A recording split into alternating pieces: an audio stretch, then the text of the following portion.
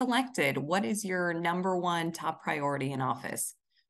Well, the top priority definitely is kind of threefold because it's hard to separate the three, but it's working with the homelessness and those that have substance abuse disorders and mental health issues, as well as the public safety issues that surround some of those populations. Yeah. And then my last question for you is, if elected, Mhm. what's kind of your action plan? How do you plan to address the homelessness and the drug use? Well, the homelessness, first of all, we have to work on more retention programs so that we keep people from going homeless, number one. Number two, we're working on a lot of affordable housing projects and initiatives to incentivize more production of affordable housing across our city. And thirdly, those that do find themselves, say a family all of a sudden finds themselves homeless and in their car, we have a lot of service providers to help work with them to get them into temporary housing while they get them into permanent housing. So we have a lot of that. We need to keep pushing all of those initiatives for those folks. Then we have the unsheltered population that we find our biggest challenge with because of the fentanyl, methamphetamine addiction that goes hand in hand with mental health issues, and they're unsheltered. They don't want help. They don't want housing. They just want their next fix.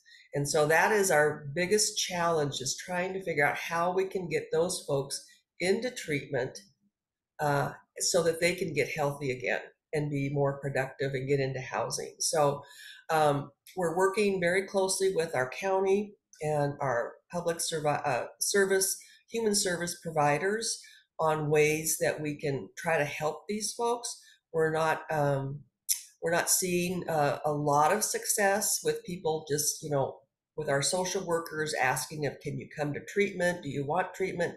We're finding that they're just not really very interested. So, and along with that population, we're seeing a lot of property crimes because they're not thinking clearly, and so it's been a real challenge. It's our biggest challenge, and we're going to try to tackle it somehow. There's a lot of folks, a lot of municipalities are out there right now trying to figure out that piece of it, all across the nation.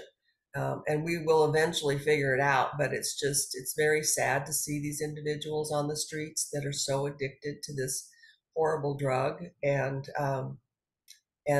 not wanting any help on it. So that is our biggest challenge that we have. So we are increasing our treatment centers and treatment beds. They do say it takes about 30 days to really be clean from fentanyl. And so, and get if they get arrested, they go to jail. They go into immediately medically assisted detox, and then they're watched very closely in the jail. It's a very interesting story what they're doing in the jail.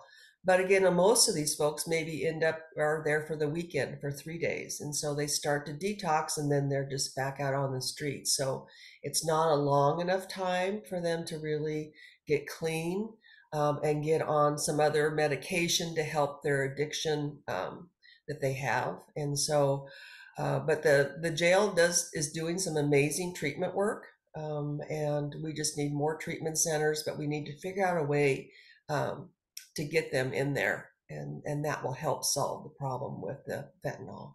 But it's a huge challenge. So that will be my top priority, trying to figure that piece out.